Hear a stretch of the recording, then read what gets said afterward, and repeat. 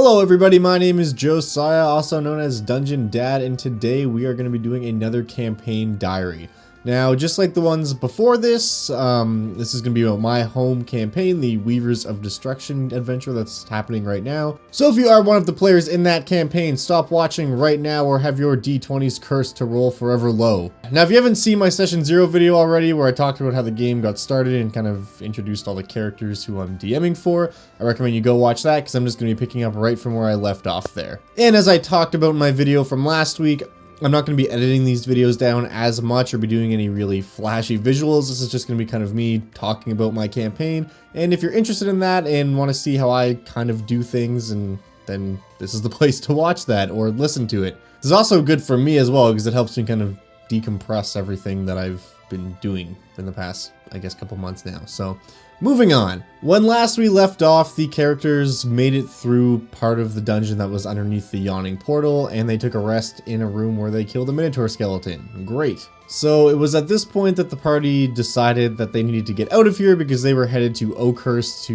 enjoy the Summer Solstice Festival, and everyone kind of had their own reasons for going there. More on that later. So they went basically down the only path they had available to them because they had sealed the way behind them where all the gnolls were in that maze, and they basically came to a fork in the road. And by a fork, I mean a large room that had actually 3 exits from it.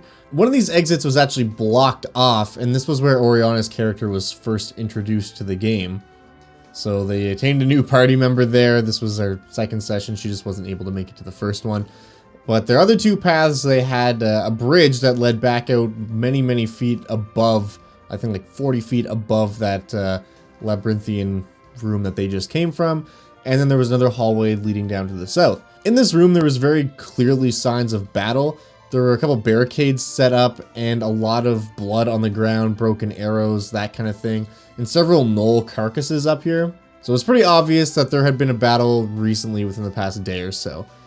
They decided to follow the tunnel to the south because there was some dim light coming from down that way, and they could hear some faint singing. They didn't rush into battle here, but they definitely slowly crept down this tunnel, and they saw a group of orcs that was basically having a funeral essentially for one of their fallen brethren. Luckily for the group, one of the party members, Beatnator, I believe, if I'm not mistaken, speaks Orcish, so he was able to actually kind of figure out what was going on. And they didn't really disrupt the ceremony, but of course they triggered one of the tripwires that was leading to this area, and the orcs went on high alert. And they kind of were shouting at them, and the party didn't really know what to do. They were shouting back, and then this kind of was disrupted as the orc chieftain named Garoth approached from another room that they couldn't see into. The reason they were here was because the chieftain of their tribe was killed by another orc who essentially took over, and these orcs were still loyal to the true line of succession, and this orc chieftain who was with them now was actually the original chieftain's son. So essentially there was sort of a coup d'etat. The chief's son, who became the new chief of the true orc tribe, I guess, left with his followers, and they were basically hiding down here while they figured out what to do. So the party chatted with them for a while, made it known that they were not in fact hostile, and I can't remember how this even came up, but through conversation explained that they were going to Oakhurst, and the orcs actually knew another way out, so they were happy to point them in the right direction. At this point, it was revealed the orcs' shaman, Grubleek, was basically dying. The guy who usurped the orc tribe had poisoned him with something. They weren't really sure what. The paladin tried to cure poison by expending some of his lay on hands points. And I explained that I kind of comforted him, but it didn't really make the poison go away. It was definitely a magical curse effect, not just a mundane poison. And the reason the orcs were here specifically is because they were interested in the magical fruit that grows on the Galthias tree. Now, if you're familiar with the Sunless Citadel, you can kind of see where this is going. But a big plot point of the Sunless Citadel is that in that village, Oakhurst, there is a magical fruit that grows only on the summer solstice that is auctioned off there every year by a group of goblins. The orcs knew about this, and they wanted to take that, but they didn't really want to just roll up on that village because obviously when a group of orcs approaches a town, people assume the worst. And to be honest, they were considering trying to just take it by force if it came down to it.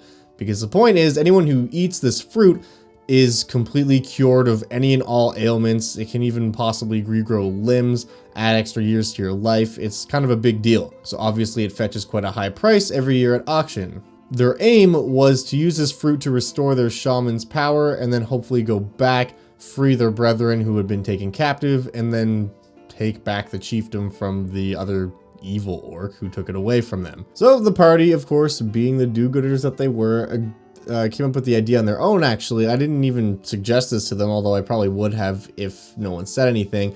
But they were like, oh, we're going to Oakhurst anyway. Maybe for the right price, you give us your auction money and we might be able to get that fruit for you. So the orcs gave them the money that they had basically claimed from this dungeon that they were planning on using to try to buy the fruit, and gave it to the party. Now, I mean, I'm kind of skipping through a little bit here, but by this point, the orcs kind of trusted them, and they seemed to think that these orcs weren't such bad guys, so they wanted to help them out. And of course, if they didn't come back with their funds, the orc chieftain promised that he would find them and track them down, which he would have eventually, but luckily the party was true to their word. We'll get to that later. So the party left and set out to the village of Oakhurst the next morning, of course with the intent of coming back and bringing the fruit to these orcs to get a reward. They weren't promised necessarily a monetary reward, but they said that if the shaman was able to be restored to his former self, he could possibly bless them and give them some kind of boon. And each character kind of had a bit of a backstory reason to want to go to Oakhurst around this time, so that seemed like the clear goal for the party. Now they arrived in Oakhurst. It took a couple days for them to get there, but they arrived, I believe, a day before the summer solstice, so they still had a bit of time to kind of get the lay of the land. Also, I should mention, before they left, I believe the party pooled together their gold pieces and actually paid for a room at the yawning portal for Grouply, the shaman, and one other orc to stay with him, basically, so thought that was real nice. But yeah, so they get to Oakhurst. You spend the first night just at the inn, talking to people, getting some information about this fruit and all that good stuff. And that goes pretty well. This was actually a really funny character moment too, because when the players all got to the inn in Oakhurst, I explained how they only had 2 rooms left, so the party was welcome to them, but they were going to have to share, because of course it was this huge festival and the town was filling up. Before anyone really had a chance to say anything, Lindsay, who plays the character Oriana, basically goes up to the counter and puts 10 gold pieces down, which is like 4 times the cost of a room at this inn, and just hands it over to the innkeeper and says, yeah, I'll take a room to myself, thanks, and just goes upstairs to turn in. And I thought that was so funny because she's supposed to be playing this haughty noble type character, and I just thought that was a good character moment. But yeah, the rest of the party split the other room, and I'm pretty sure a couple of them slept outside. I can't remember exactly what the arrangement was. I mean, the Warforged characters don't really need to sleep or don't really need a bed, so I'm pretty sure they just posted up in the main room and powered down for a few hours by the fireplace. But yeah, so after that they headed out. They got some more information about the fruit and what they needed to do, and this was like the morning of the summer solstice. The goblins hadn't arrived yet, and the party basically had this idea to go to where the goblins come from. They had basically learned that the goblins come from the north every year. And there was an old forgotten citadel there, some kind of decrepit ruin that they believe the goblins lived in. So they were like, well, let's go there, check it out. If we meet the goblins on the way, we'll try to buy the fruit from them. And if they won't sell it to us, they're goblins, so we can probably just kill them and take it. And that was kind of the thought process here, is they were just going to circumvent the auction altogether and get the fruit before it even left where it was being grown, which led us into our first dungeon, being the Sunless Citadel. So this is a really popular module from 3rd edition that they fortunately converted into 5th edition for the Tales of the Yawning Portal book. So I was pretty excited about that, and it looked like we were actually going to get to run it, which was great. Now the party arrived, and the Sunless Citadel is this giant old fort that has essentially sunken into the ground. Hence why it's the Sunless Citadel, because most of it is underground or buried beneath this chasm. Also, something I kind of skipped past a little bit here, one of the other reasons they had for going here was the mayor's daughter was part of an adventuring party. They learned this just through asking around and then of going to talk to the mayor himself.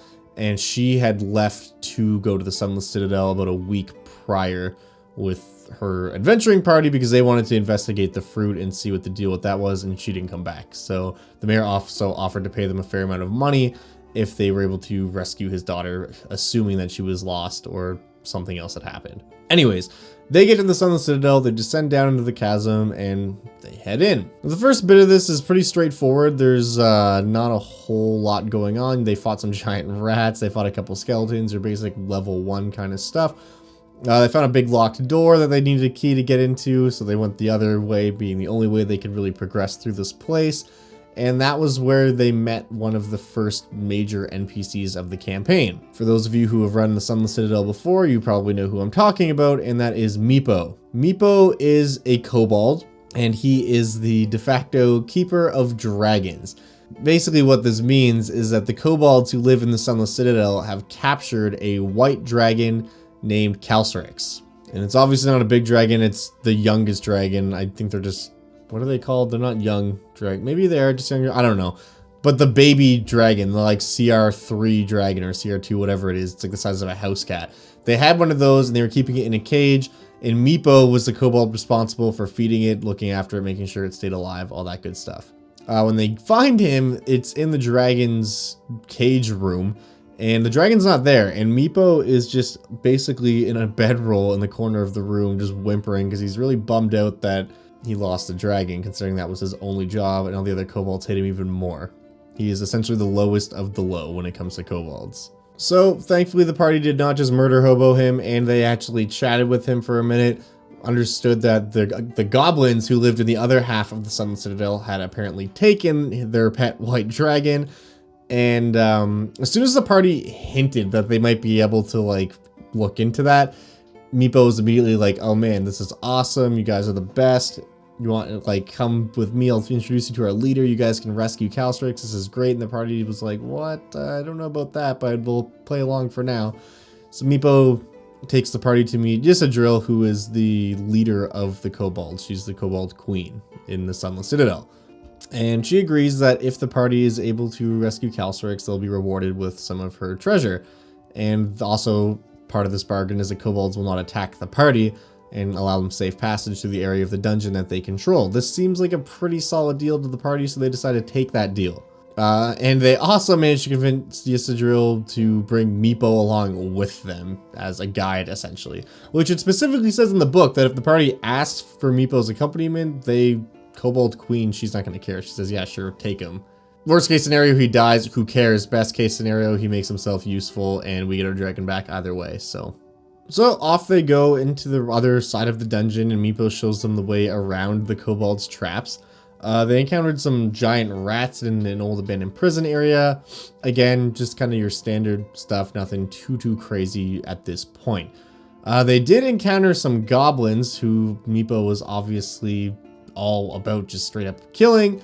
But the party managed to talk them down too, because I don't remember who, but someone in the party, I think it's Tim, speaks Goblin. So yeah, they kind of managed to socially navigate their way through when they encountered a couple goblins at a time, because 2 goblins, while they took some pot shots at them with arrows beforehand, are not going to want to fight like 6 armed adventurers and a kobold. It's just a losing battle and they're not that stupid. So given the chance for mercy, the goblins were like, yeah man, we're like, if you want to not kill us and let us just peace out of here, that's fine, which is exactly what happened. Of course, they eventually made it to the leader of the kobold tribe's room, which, again, if you're not familiar with this adventure, is, I can't think of his name off the top of my head, but he is a hobgoblin. Essentially what has happened here is this hobgoblin and a couple of his followers, I believe 2 other hobgoblins, have come into the Sunless Citadel and taken over leadership of the goblin tribe. Just in case some of you don't know what hobgoblins are, essentially goblins are just your classic little like half-sized minions. Hobgoblins are like 6'1" samurai warriors, essentially. They're really cool actually. I really like hobgoblins, but these guys took over the tribe and now the tribe shaman is just kind of beholden to them. She's not really happy with the situation. But the hobgoblins are not really willing to negotiate. They see the party and are like, you've invaded our space, we are going to try to kill you now. So the room this takes place in is basically well, it was one of the towers of the Citadel, essentially. So it's a giant circular room. And in the center of this room is about a 10-foot radius hole that goes down 50 feet. And it's covered with all these white vines and stuff that leads into the lower part of the Citadel. So a pretty huge battle breaks out in here. There's 3 hobgoblins, about 4 other regular goblins, the goblin shaman, and they're all in this giant circular arena with a huge pit in the center of it. This combat actually turned pretty sour for the party pretty fast because Feldon, the party's paladin, who was also the tankiest character, walked right up to the boss and went to hit him.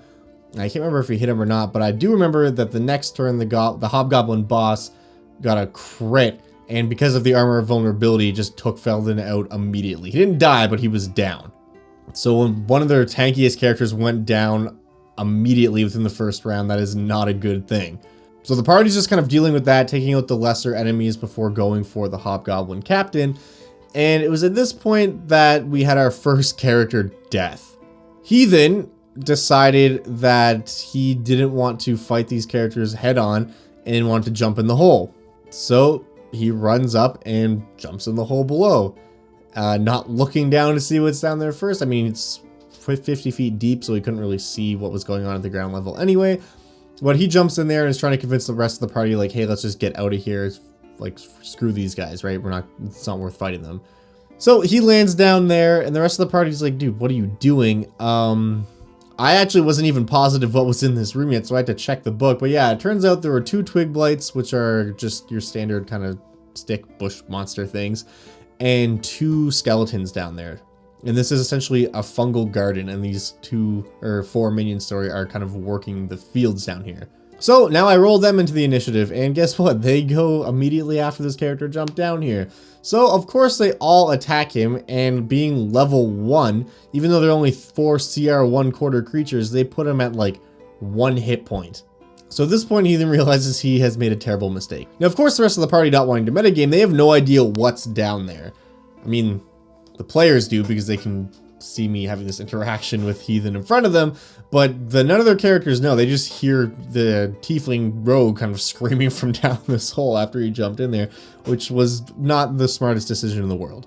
So another round of combat goes by, and the party is kind of struggling to deal with what's happening on the upper floor. He then realizes he's made a terrible mistake and tries to get out of there. So he climbs up the vines, rolls his athletics check, and manages to make it 15 feet up.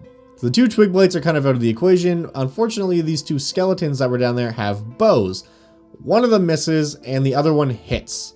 And that hit did like 4 damage or something, but it was just enough to knock him down to 0. So he falls off the vines. And because of how high up he was, that fall does a little bit of damage, but that gives him an automatic death saving throw failure right off the bat. So again, more combat happens. The party doesn't even technically know that Heath is down, but they heard him scream and then stop, so they can assume. I felt that was fair that they would at least know. So they're like, well, we have a couple rounds. Hopefully he'll do okay on his saving throws, but we'll get to him in a minute. We have to deal with the problem in front of us right now. And at this point, they're starting to turn the tide of this battle a little bit. However, what was unfortunate here is on Heathen's next turn, he made his death saving throw and rolled a nat 1 and died. So that was the death of Akira's character, Heathen Heir. Of course, the party eventually did end up killing the hobgoblins. The goblin chieftain, shaman, she didn't really care that he was dead. In fact, she was happy that they had killed this usurper and immediately was like, whoa guys, like, you actually did us a favor here. And they managed to negotiate safe passage into the lower level because they wanted to check out where the fruit comes from.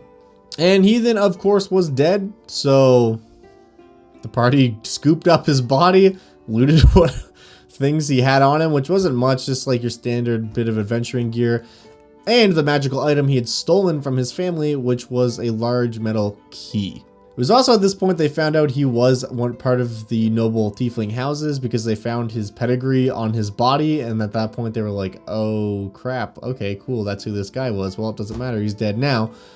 And the player, Akira, I mean, she was like, well, whatever, but she was excited to then roll up her next character. So the party decided to rest here. This was actually the end of this session. They rested in that room. They gathered up Heathen's stuff and called it a night. Between that session and the next one, Akira and I had talked and basically decided she was going to play the older brother of her first character, Heathen. She was going to play Ronald, who is a tiefling fighter. Now, this character was actually an NPC that we had already worked out in her backstory. And he's basically just a tiefling version of Gaston, essentially, is what it boils down to. So she never intended to play him, but I was like, well, we've got a little story for him, and she wanted to do that, and I was like, that's totally fine. I haven't done anything with that NPC yet, so you can definitely jump in as level 1 with this guy. But then we had to figure out a reason, well, why would he just happen to be in the same dungeon as his brother, who just happened to die like 10 hours prior? So what we came up with is that this older brother, who is not necessarily the black sheep of his noble family, like his younger brother who just died is, or was, their father had essentially given him a piece of parchment that was enchanted with a spell that essentially formed an arrow on it, or I believe it was lettering actually that said north, northwest, whatever, that would point in the direction of where this key was. And their father was like, go find him. I don't care if you bring him home, but at least bring back the key. It's very important. And he still didn't know really why, not their father, but this new character, Ronald, didn't really understand what the key was for yet, but their father told him to go find it and bring it back, and that's what he was going to do. So he enters the dungeon about 10 hours behind the party, and has this piece of paper that leads to the key, and ends up discovering the party and his brother's dead corpse. Again, playing this kind of aloof, selfish noble who didn't really like his brother that much to begin with. He didn't seem to care too much that his brother had just been killed, but he got the key back, so that was really all that mattered to him, which is kind of hilarious. Another thing that came out of that boss combat too, I should mention, that I thought was kind of funny, was Tim, who is the druid who thinks he's a cleric, is casting druid spells, but he doesn't want to say Moonbeam because then the other players will know that he's casting Moonbeam. So I trust him enough to know his spells work, so he tells me I'm going to cast a spell and this is what it does, basically describing what Moonbeam does. And I said, oh, what spell are you casting? He said, oh, Tim's Wrath is what he called it, I believe.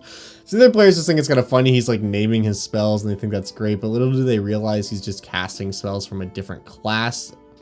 It's a whole thing. It's kind of funny, but yeah, so moving on, the party decides to go into this hole the next morning. They've got their new tiefling companion with them, who's like, well, I've come this far. We'll see if there's any treasure down there. So the party is all together and they head into the hole. Now, they actually managed to avoid a fair amount of the encounters and combat in here strictly by role-playing or just being smart. They fought a couple things. I believe they fought one of the bugbears that was down there. But long story short, they end up making it to the boss of the dungeon, who is the druid, Balak, who has the mayor's daughter, Sharwin, who's a spellcaster, and her ward, Sir Bradford, under his control. And of course, this battle takes place in the garden of the Golthias tree, which is this giant evil tree that the fruit grows from. One kind of neat thing about this is it's described that the fruit grows on the tree like a tumor. It doesn't grow from one of the branches that you just pluck it off like an apple. It just grows out of the trunk, essentially, which I thought was really cool. So that was just kind of a neat, flavorful thing. And basically they got there just as the fruit was getting ready to be harvested and then brought to the summer solstice by the goblins. So a couple of the party members step forward and they're talking to Balak, asking him what his deal is. And it becomes very clear that this guy will not let them leave. He is basically saying, either swear fealty to me and become one of my supplicants by letting me tie you to this Golthias demon tree, or I'm gonna just try to kill you. So, battle breaks out. The very first thing that happened is Mona, who is the assassin, her kind of reason for coming here was she was actually hunting down Sir Bradford, this guy who is now a supplicant. She had received a contract to kill this person, and that's what she was there to do, and saw him. So she had just hit level 3 and was going to use her, she was first in initiative, so she used her assassinate ability, which is a crazy ability that basically means if you hit someone before they have a chance to go in initiative with an attack, it's automatically a crit. So she pops out from behind one of the trees that's down here and hits Sir Bradford, instantly killing him. I can't remember how much damage she did exactly, but it was like 3 damage over what his total hit points are. So she just pops out, shoots an arrow at this guy, and he drops immediately. And that was kind of a neat moment. The combat definitely got a lot easier because of that, because his AC is very high, and he is kind of tough to take down. He doesn't have a crazy amount of hit points, but breaking through is tough for level 3 and lower characters. So her taking him out immediately was fantastic. So basically the combat is the party versus Balak the Druid, Sharwin the Spellcaster turned Supplicant of the Gulthias tree, and about 10 Twig Blights, which are just minions. They're just these kind of little grassy Groot guys. Twig Blights aren't a huge threat. If they hit, they only deal a d4. They don't have a very big attack bonus, but they're definitely meant to be disruptors and used as fodder, essentially. And this was actually a good example of a time when I've used minions from 4th edition. All of these Twig Blights, I mean, they have a certain amount of hit points, but I just gave them 1 hit point. If anyone hits one of them, they just died, because there was a lot of them. There were about 10 or 12 Twig Blights running around meant to impede the party. Because in fights like this, a lot of the times it comes down to the action economy. And if I have 7 players that are all making attacks on one guy, that guy might get to do one thing before he dies just from the pure damage overload alone. So having the Twig Blights, they were essentially there to just soak up a couple extra attacks to give the bad guys a chance to actually do something. And the fight was actually going pretty well for the party. Not that I have a problem with that, but it wasn't very exciting. So it was about the 2nd round, I just decided that Balak was a Moon Druid. So he shifted into a Lion. And this was where things kind of got interesting, because the party thought that this meant that they were getting close to taking him down, which was true. So it was kind of a good thing, but it also meant that they had a bit more damage output to deal with. And he actually almost killed one of the players. And this brings me to a pretty big campaign defining moment. Is that Balak had cast, I believe it was Flaming Sphere a few rounds before, and he was chasing after Mona, the assassin who killed one of his guys immediately. So as a Lion, he was chasing her down. And he did a lot of damage to her, and then she ran to pretty much the other side of the battlefield, and he moved that Flaming Sphere just close enough, and it took her out. And then on her turn, she failed her first death saving throw. And then she failed her 2nd death saving throw. And that's a scary position to be in as a player, when you have no successes and 2 failures, and there's a Flaming Sphere right beside you that is threatening to kill you if it gets to your turn again before you can make another save. Because after she was down, he moved the Flaming Sphere away to take care of someone else, but they got too far away, so he was moving it back to get to her, basically. In this whole combat, Meepo had been kind of not doing much. He was sticking to the back. He's definitely a coward. And I actually rolled a will save for him behind the screen. And I was like, yeah, you know, if he rolls a 15 or higher, maybe he'll get involved and try to do something. And I think he rolled like a 16 or something. Actually, I said behind the screen, but we did roll that in front of the players. And at this point, it's also worth saying the party really liked Meepo, so they didn't want anything bad to happen to him. So Meepo kind of charges out and grabs Mona and rolls an athletics check and manages to drag her just outside this Flaming Sphere's sphere of influence. And this brought her just within range where one of the other players, I think it was Tim, was able to cast a healing spell. However, that healing spell did not work because Mona is a construct.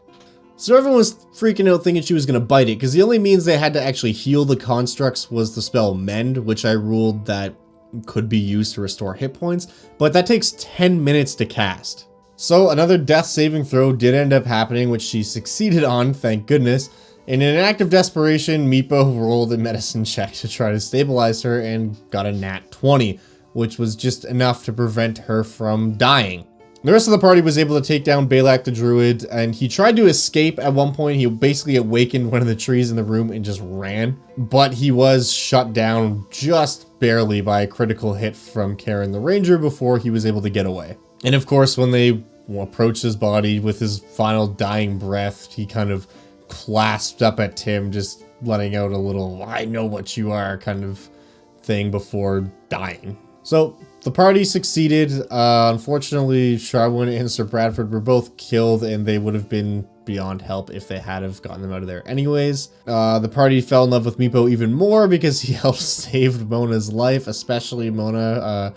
Jenna, the player who plays Mona, was already on Team Meepo, but she like adores Meepo now and actually made this picture. I'll put it up somewhere and sent that to me like a few days later, and I thought that was hilarious.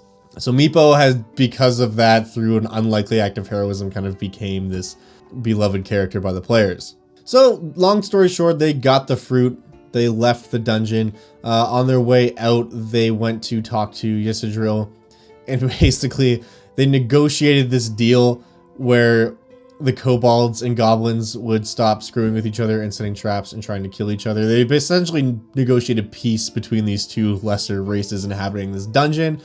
They also negotiated a deal between the kobolds and Calceric that they would not keep the white dragon confined and contained in a prison, and that she would kind of have access to the locked up western part of the dungeon, and Calcerix would just basically treat them as minions, which is essentially what the kobolds wanted. They were raising her to be their overlord, essentially.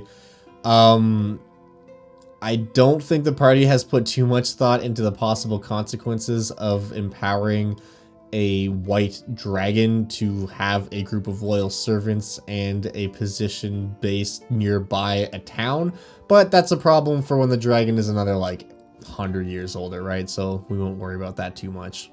Moving on though, one of the rewards that Ysadriel gave to them was a key that opened up that locked door close to the beginning of the Sunless Citadel, which led into this other part of the dungeon that had a couple puzzles in it. At the end of that was a pretty large sarcophagus, which housed what was once a dragon priest who was part of this Citadel's organization back when it was not sunken into the ground. And what is in the sarcophagus and what this dragon priest in the sarcophagus is a troll. Now granted, it's not a full-fledged troll. It has less hit points, it does a little bit less damage, and its regeneration is toned down a lot, but it's still a troll, and that is not an easy encounter for a group of level 3 characters. So they, the sarcophagus had 6 locks on either side that you could unlock and then push the top off of. They lifted 3 of the locks on one side so they could lift it up without actually pushing the top off, which I thought was very smart. And they did this, of course, the troll's eyes rolled forward, lit up, and they were like, oh shit, what have we done? So through many opposed strength checks, the party's dwarf managed to hold the top down while the other characters locked it up, and then they left that room, locked it behind them with the key that they had, and ran out of there. They didn't get any treasure that was in the sarcophagus, but they avoided a troll fight, which could have been not awesome for them, and I still gave them experience points anyways for defeating the encounter, so all in all, I would say that's a net gain. But yeah, so they made it back to town, informed the mayor of the devastating news that his daughter was no longer alive, which he was obviously not stoked about, but understood and thanked them for trying anyways. So basically they kind of made a few connections in this town, and then they left to head back to the orcs with the fruit that they had taken from the Gulthias tree. And this was kind of a turning point. The players really, I think, had a lot of fun, and they said they enjoyed that dungeon. So if you're thinking of running Sunless Citadel for a group, I would definitely recommend doing it because it is a really fun dungeon. It's great for new players as well because it introduces a lot of the concepts that you find in kind of basic D&D. And I thought they did a great job and they played through it very well. So props to them for that too. This is kind of where we started to divert into different paths that the party could take. Bringing back the fruit healed Grubleek, and he then blessed the party with some minor boons that I basically invented for them. I can't remember them all off the top of the head, but for example, the paladin had his lay on hands pool increased by 5, and he is now able to use his lay on hands to heal constructs, which was a big deal for them because they had no way to heal the Warforged characters up until that.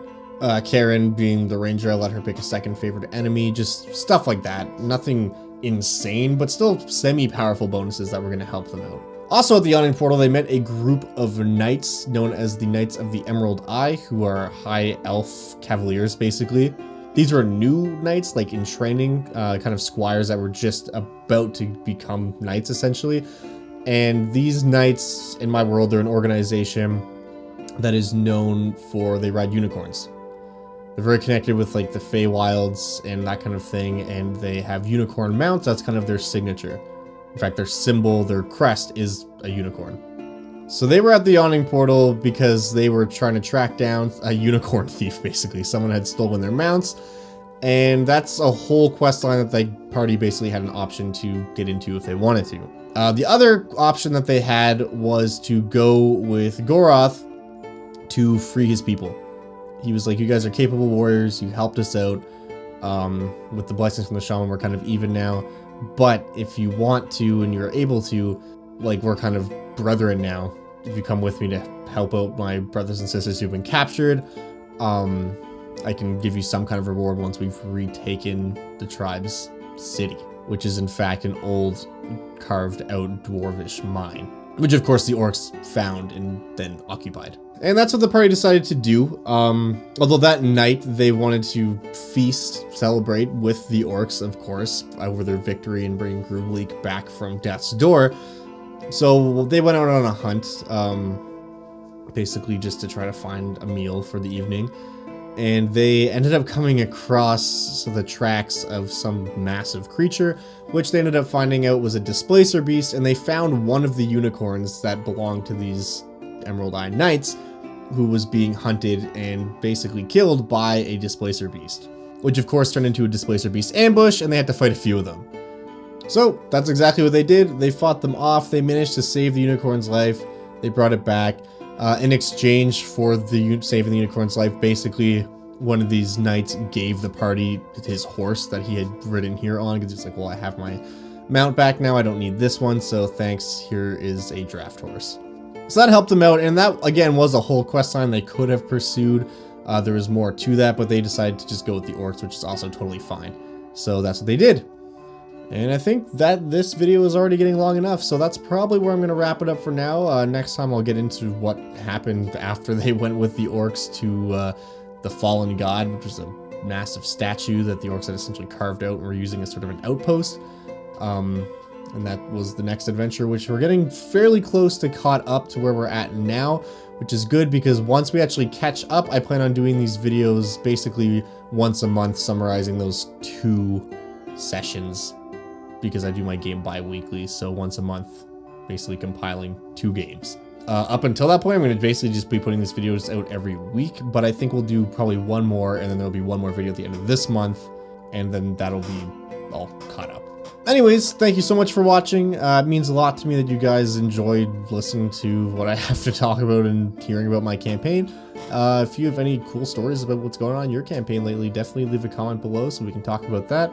As always, all the social media stuff is in the description below. And if you really do want to have a conversation with myself or other community members, I really encourage you to check out the Discord channel. It's pretty great. But yeah, as always, thank you so much for watching, and I will see you next time.